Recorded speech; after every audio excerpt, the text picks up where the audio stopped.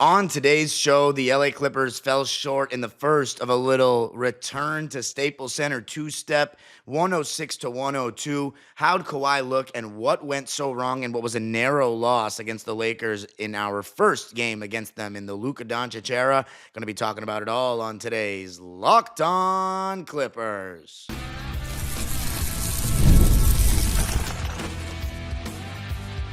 You are Locked On Clippers, your daily Los Angeles Clippers podcast, part of the Locked On Podcast Network, your team every day. Yes, sir. You were locking in with the Clips. Thank you for making Locked On Clippers the first listen of your day, your team every day. I'm your host, Darian Vaziri, born and raised in LA, and in my 20th season as a Clipper fan, been covering the Clippers for 5 years on my own LA-centric YouTube channel known as Dime Dropper, and 3 years right here on the Locked On Podcast Network as your host of Locked On Clippers. And of course, we have a Locked On Clippers newsletter that I write daily. You could just go to lockedondaily.com, and this episode, lockedondaily.com to sign up for it. And this episode is brought to you by FanDuel, America's #1 sports book. Just head on over to FanDuel.com for your shot at $150 in bonus bets. Oh, Clipper Nation. First game against the Lakers back at Crypto.com Arena, or as I like to call it, Staples Center, as I knew it my whole life, was not a good result in the end. 106-102. We're going to be talking about what went so wrong in the game, and especially towards the end, because it was a close game. We really did compete. And then I'm going to be talking about the bench, because I felt like they really didn't perform, which is funny because against Chicago, they were like the catalyst for us winning. And then Norman Powell and any extras that I haven't touched on in the third segment. So let's begin with, the stars, honestly. That's where we have to go first. We lost this game 106-102 to the Lakers, and it was a game of runs. We started out really, really well, up 15-7. Great defensive intensity led by Kris Dunn. Kawhi Leonard knocked down 2 left-wing threes right off the bat.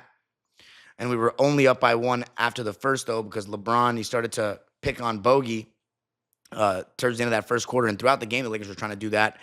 But we lost because, in my opinion, at the end of the game, James Harden was being ridiculous, honestly. And Kawhi wasn't good in the fourth quarter either. So, everyone's going to look at our bench. Look at the plus-minus. Look at the plus-minus. I already talked about how I don't believe that single game plus-minus is the end-all, be-all.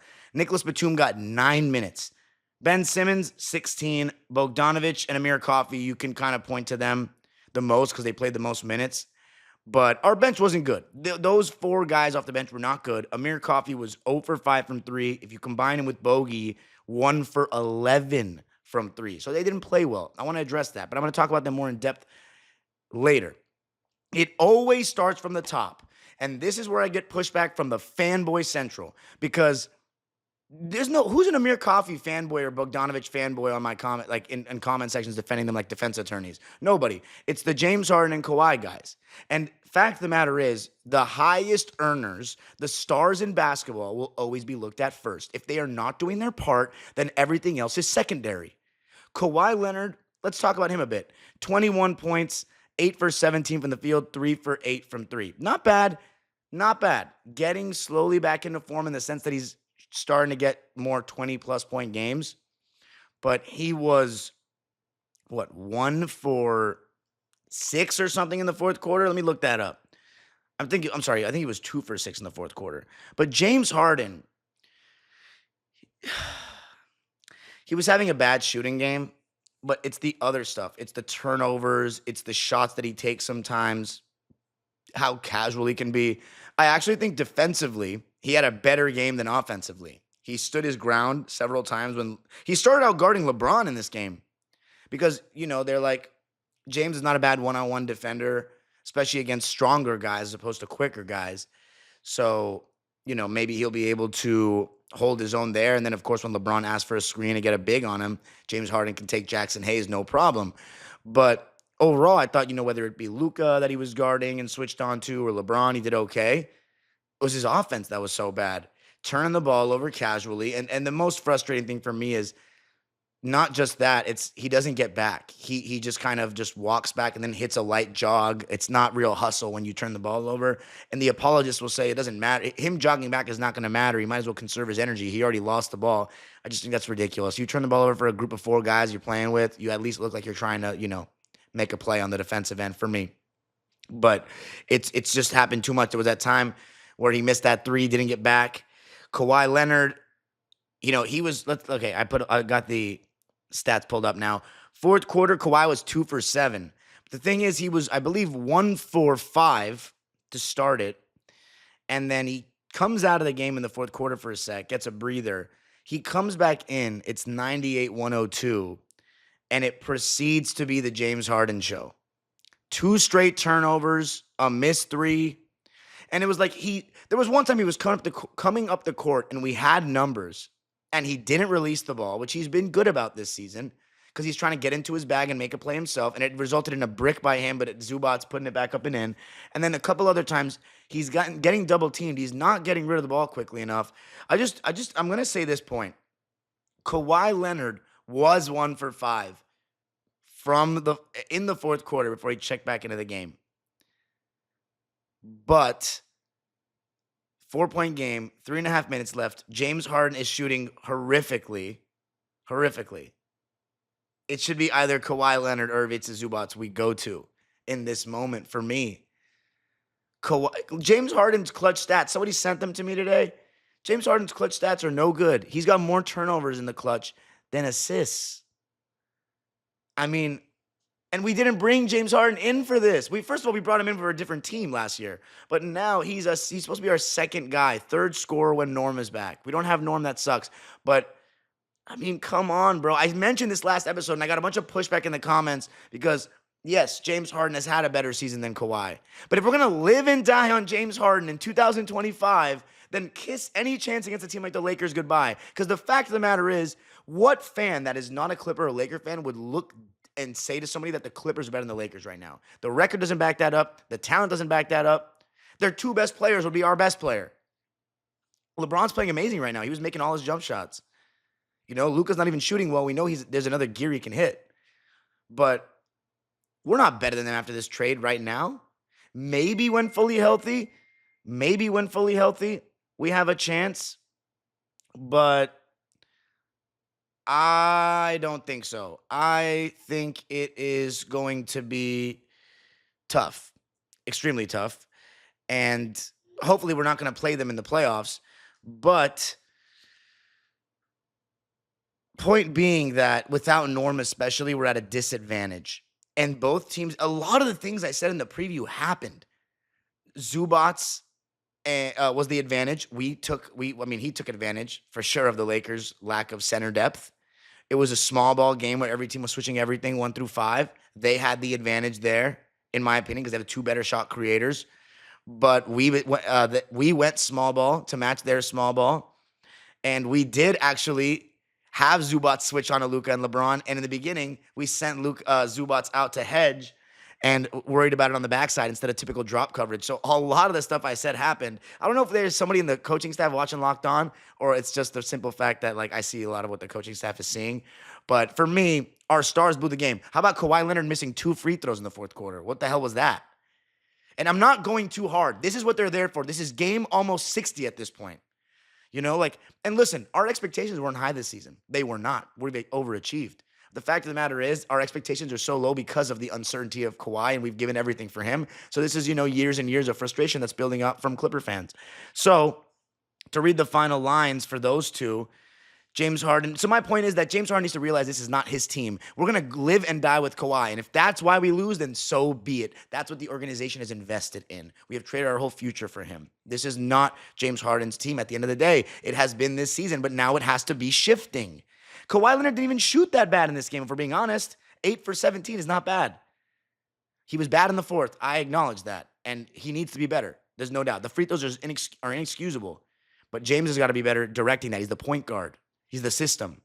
Kawhi, 21 points, 4 rebounds, 3 assists, 2 steals. Mediocre defense for me. I mean, he's slightly above average. It feels like he's like a Chris Middleton 2021 without the closing right now. That's the best thing I can say to compare him. He's like role player vibes, like a very good one, like a star caliber. but nothing crazy, no superstar. 21, 4, 3, and 2. That's 21 points, 4 rebounds, 3 assists, 2 steals, 2 turnovers on 8 for 17 shooting and 3 for 8 from 3, 2 for 6 from the foul line. James Harden, 18 points, 5 rebounds, 18 points, 7 rebounds, 9 assists. He did make some good passes, though. I will give him that. 3 steals, 6 turnovers on 5 for 22 shooting, 1 for 10 from 3, and 7 for 7 from the line. Jeez. I mean, that is brutal. Brutal. But coming up, going to talk about the bench and a little bit more about Kawhi Leonard and his overall progression. Going to be talking about that coming up.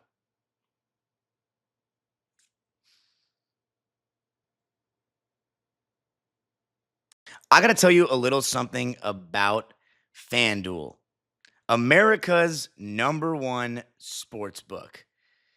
Right now, new customers, when the game tips off, NBA action is just getting started and there's no better place to get in on the action. With FanDuel, you can place live bets throughout the game, so even if you miss the opening tip-off or want to bet on a fourth quarter comeback, you can stay in the action. And if you're looking for a bigger payout, you can even combine your live bets into a same-game parlay. Right now, new FanDuel customers can get $150 in bonus bets if your first $5 bet wins. Just visit FanDuel.com to join today. That's FanDuel.com for your shot at $150 in bonus bets. Make every moment more with FanDuel, the official sports betting partner of the NBA.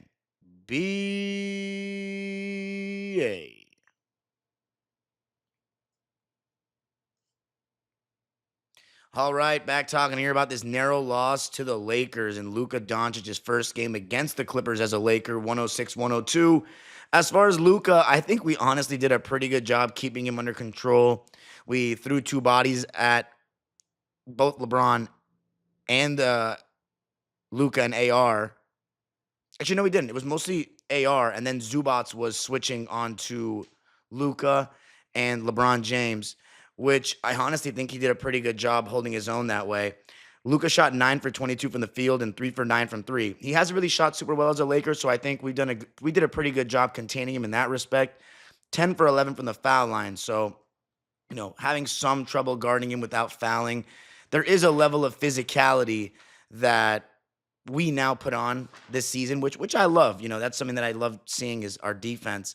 But overall, I think we did a pretty good job on Luka. He had 6 turnovers. He still had that 8-0 run, though, which was killer, and especially those 2 threes on Zoo, which were just like, flashbacks to what we've seen over the years with Zoo guarding Luka on an island. But overall, I think Zoo did a really solid job on both LeBron and Luka. And then offensively, he was amazing.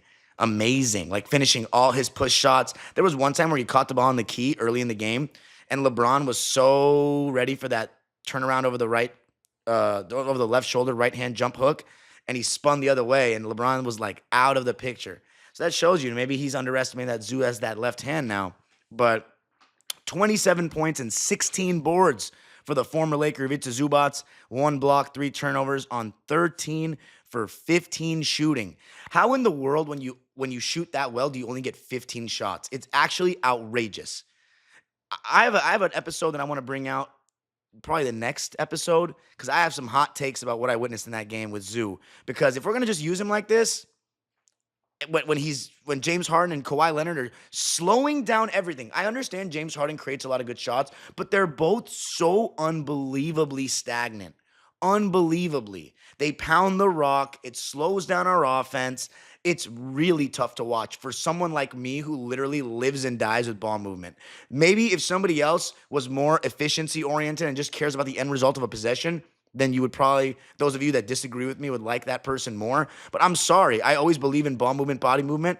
When those guys get the ball, everybody just stands and watches. Everybody. And Kawhi is not making it better because at least James Harden, he does do a good job of drawing too. Kawhi doesn't really do that. I talked to a lot of Laker fans between the end of last night's game and this episode, and they all said the same thing, that Kawhi's 21 didn't feel that impactful. This was not the same Kawhi Leonard that we've faced in the past. We can see that too. But I'm going to say this, because I wanted to spend this segment, I just want to talk about the bench a little bit, but let me just finish off on Kawhi. He has scored 20-plus points in 3 of the last 4 games. So he's trending in the right direction for me. He hasn't shot under 40% in a game since the game against the Lakers on February 4th. So, and mind you, that's not like it's been a ton of games. Kawhi's played 17 games this season. I'm sorry, 18 games. He's averaging 17 points a game on 46, 39, 77 splits. That's not bad. It's not Kawhi Leonard efficiency, but it's not bad, right? The question is, are we just getting not bad, pretty good, or are we getting Kawhi? But I think only time will tell. I think I need at least 25 games, not 18, especially when it was interrupted by that little foot injury that kept him out for 2 games. I think when I saw everyone's tweets, I got to stop saying I think so much. When I saw people's tweets and I hadn't seen the game yet last night, I was like, damn, did Kawhi really play that bad? But when I watched the game, it wasn't that bad. He's actually looking okay, especially the way he started the game. But yeah, he didn't close well, and the free throws pissed me off. But he's trending in a better direction, and that's like all we can ask for.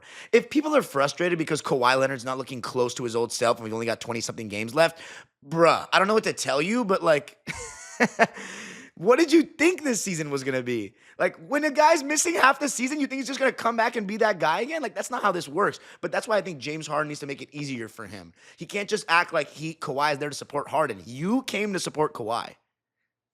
And when Harden talks in press conferences, he talks about it. But that's why I don't fully, think that what these guys say, I don't take it to the bank, because they have to do media as part of their job. So, I don't know. A lot of them are full of it. As far as the bench, it wasn't great. The Laker bench outplayed us. Their small ball units did better than ours. That Trey Jemison guy, he did a really good job moving his feet. I don't know how tall he is. He's listed at 6'10", so a little undersized for a center, but he was doing a really good job moving his feet, and we didn't really create that many offensive advantages throughout the game like I thought we may have. I thought we could have exploited Dalton Connect a little bit more. He's not a good defender, and he played 18 minutes. They went 10 deep. We went 9 deep. But all our bench players, as I mentioned earlier, are deep in the negatives in the plus-minus, starting with Bogey, who was minus 20. He had 6 points on 2 for 8 shooting and 1 for 6 from 3. So after a nice game from Bogey, he kind of went back to shooting like trash. And the other thing was they were going at him like more than anybody. And I think he was trying his best. But like LeBron James versus Bogdanovich one-on-one is not going to end well for us. It's going to draw 2 on the ball and stuff like that. And you know why Ty wants to switch everything is because he wants to keep them stagnant. And they were. I mean, there was the game against Minnesota in the first half. You watched that game, Lakers. They were passing the ball as well as like any Laker team since like the triangle days. I swear. I'm not even trying to gas them like that because, I want them to be miserable, but it was crazy. Ty's strategy was, okay, let's not have any of that movement. Let's not have them get advantages on back cuts. Let's switch everything and just make sure we keep them in front of us and make Luka and LeBron play isolation. LeBron, he's really found a rhythm with his jump shot right now. And I don't know. I think he'll regress a little bit, but you just never know with that guy. He's just proven a lot over the course of his career, but he shot 12 for 21. His 3-ball actually wasn't too great, 2 for 7. But he had 28 and Luka had 31. So between those two, they had 59 points compared to our duo had 39 points. But we had Zoo as our third option. They had AR. So let's see. AR had 6. So he only played 9 minutes. I forgot about that. Usually when I'm watching Laker games against other teams, I'm looking at it from their lens, but when I'm watching it against us, I'm obviously only looking at it from our lens. So I totally forgot that Austin Reeves went out of the game. That matters for sure. Definitely matters. And that's part of why Gabe Vincent got 26 minutes. But when it came to a small ball showdown, I think what hurt us was they have LeBron and Luka to create shots. We have Harden on a bad night and Kawhi. So the guys that are out there, because we can't have a total bench lineup, right? We only played 9 players. So one starter's got to be in. And a lot of times they won't put Ben Simmons out there with Zoo. So it's on Kawhi or James Harden to really create shots, them and Bogey. And it didn't really happen. Now, Amir Coffey, he's got to knock down shots. By the way, I'm a little scared about Bogey. I'm afraid that Ty Lue is going to like him so much because of his ability, but not what he's actually producing. Like, he has the ability to score, to create his own shot, to play off the ball. But is he going to be efficient? Or is he just going to be bricking and then not very good on defense? Because if that's the case, then he probably shouldn't get as many minutes as certain other guys. Amir Coffey did a really good job of making me look bad after I gassed him after defending him on the last pod when he played super well against the Bulls. Came out and missed all his open threes. I know it's on the road, but bruh, you played there for 4 years. 4 points, 1 rebound, 2 assists, 1 steal on 1 for 7 shooting. 0 for 5 from 3 and 2 for 2 from the foul line. It wasn't a great game for Amir. Ben Simmons, I just thought that he was a non-factor, and I think in the playoffs against good teams, it might be a lot of the same. They didn't respect his jump shot, and when they're switching everything, it really comes down to Ben Simmons going one-on-one, and the Lakers have a lot of size right now post-trade. You know, outside of Dalton Connect and Gabe Vincent, Vanderbilt, Dorian Finney-Smith, even this Jordan Goodwin guy who's emerged onto the scene, he's 6'4", but he doesn't look like a small 6'4". So their personnel is pretty decent for switching everything now. They didn't have Rui Hachimura either in this game. Obviously, we didn't have Norman Powell. So if you want to compare, yes, of course, I think we get the disadvantage on that one. But our bench wasn't good enough. I don't think this is an indictment on the bench, though. I think once we get Norm back, you slide Derek Jones back to the bench, you still have a really solid second unit. As far as Ben Simmons going 1 for 1 and 2 points, 3 rebounds and 3 dimes and no turnovers, there's not much to say about him. His plus minus is minus 19, but again, single game plus minus is also dependent on what's going on in the game. It's not all on them. But the fact of the matter is, none of our bench players had a good game. They didn't. Nicholas Batum only played 9 minutes, and I will say, I think one of the reasons he doesn't play is he doesn't do a good enough job of rebounding. But I did talk about his, per 40-minute rebounding stats, and they weren't even bad. So, he can be better, but 9 minutes, this is the type of stuff I'm talking about. Because he missed 1 3, and he fouled 1 time, he gets 9 minutes. Again, I mean, I know LeBron scored on him and looked a little too strong for him, but, if you're going to lean into this small ball thing, why not? Especially when we're shooting 24% from 3. I'm disappointed with it. 24% from 3 is not good.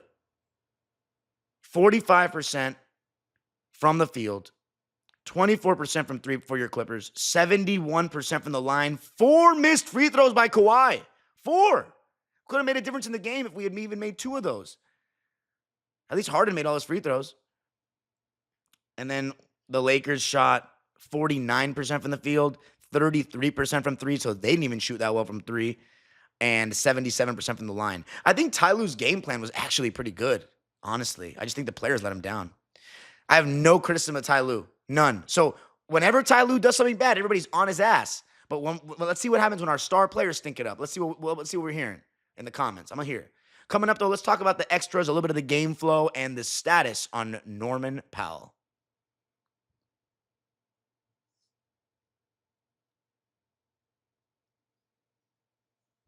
All right, so talking about this one, a 106-102 loss in our return to Staples Center. Didn't sound too loud on TV till the fourth quarter, but going up against Luka in a Laker jersey, I can't lie, it wasn't as frustrating as I thought because we kept him in check for the most part.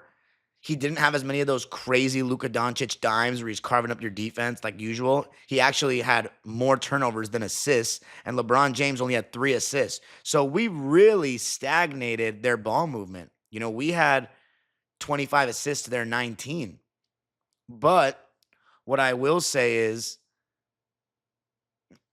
honestly, we made me more mad than they did. Luka usually annoys the hell out of me, but we did a good job last night. We got outscored 35-29 in the second quarter. I wanted to talk about that a little bit, but first let me talk about the matchups.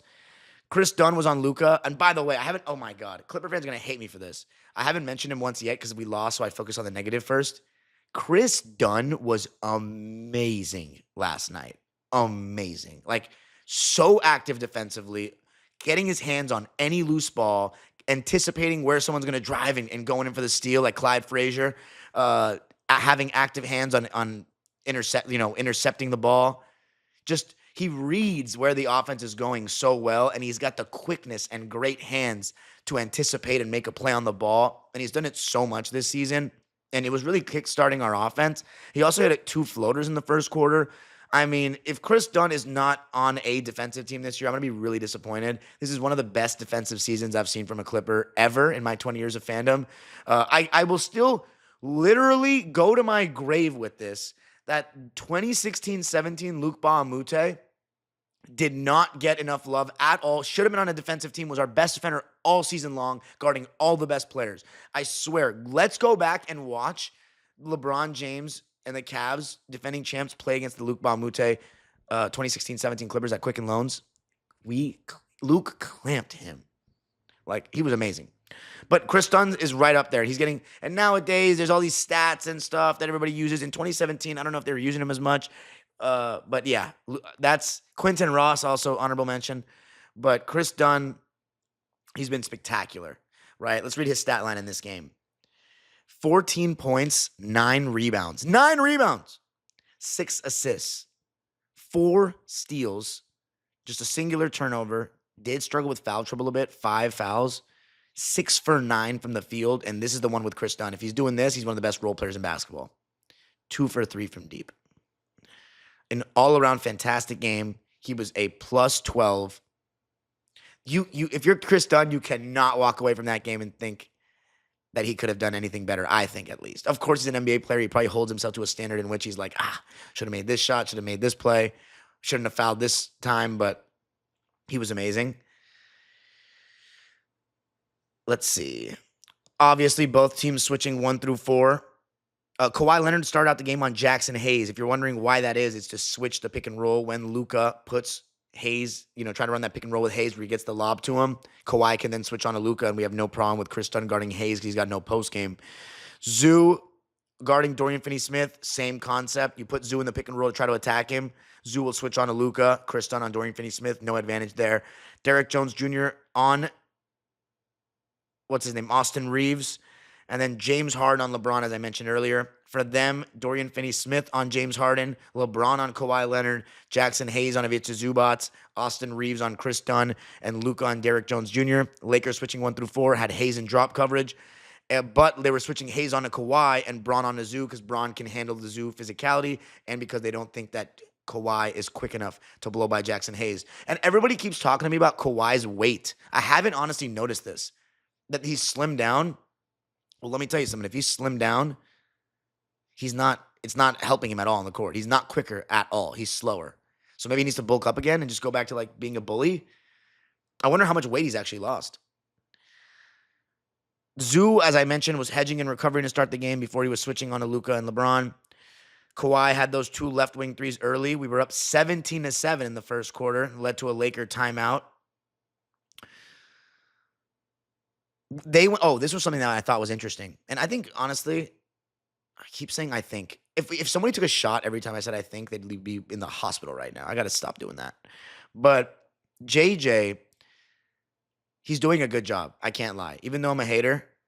Because if you're a real Clipper fan, y'all remember that JJ after 2014, every single year in the playoffs, after having a great regular season, he would stink it up. 2017, he literally got played off the floor by Joe Ingles. So I'm a little bitter about that. And the stuff he said about past greats, but he's doing a good job.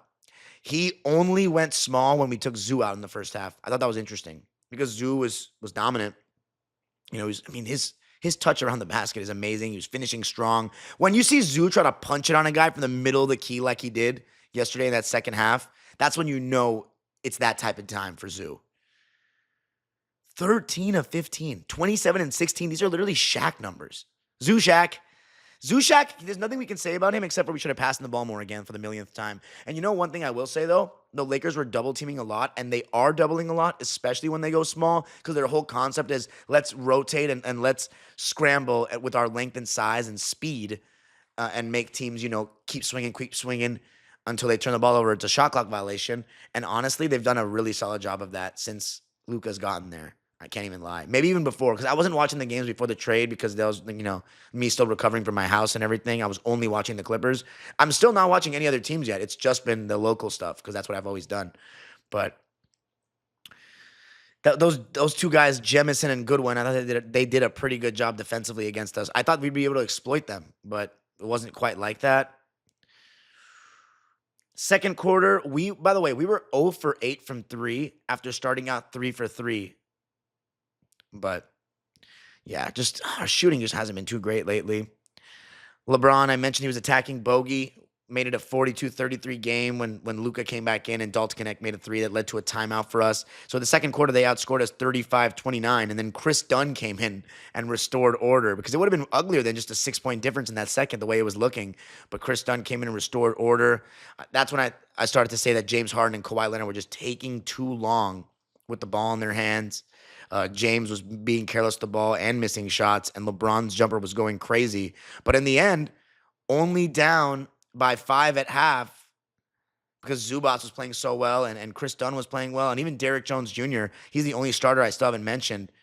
8 points, 4 rebounds, 1 assist, 1 steal, 2 blocks on 3 for 7 shooting and 2 for 4 from 3 in 29 minutes. I don't think he was bad at all. He was a plus 19, which was the highest of any Clipper. And I thought he played well. Not too much to say about him. Should he have played more minutes? Let me know in the comment section. He only played 29. Every other he and Kris Dunn only played 29, but Kris Dunn was in foul trouble. Derrick Jones Jr. only had 1 foul. But yeah, I don't think Kawhi looked that bad. He just got to get rid of the ball quicker and be more aggressive. And we got to play like he's our number one option. But yeah, that's basically all I got. The 2 straight turnovers after we also had 2 straight turnovers from Harden when it was 98-96. And those were like just absolutely backbreaking. I'm looking at no, I'm sorry. It wasn't Harden. It was Amir Coffey who had the first turnover, led to a Luka Dončić layup, made it 100-96. And then James Harden lost the ball, made it Gabe Vincent. Gabe Vincent scored off of that, made it a 6-point game. We call timeout. Harden misses a floater, which I was talking about. That was the one where no, I'm sorry, that wasn't the same. Harden misses a floater, though. Zubac rebounds, misses again.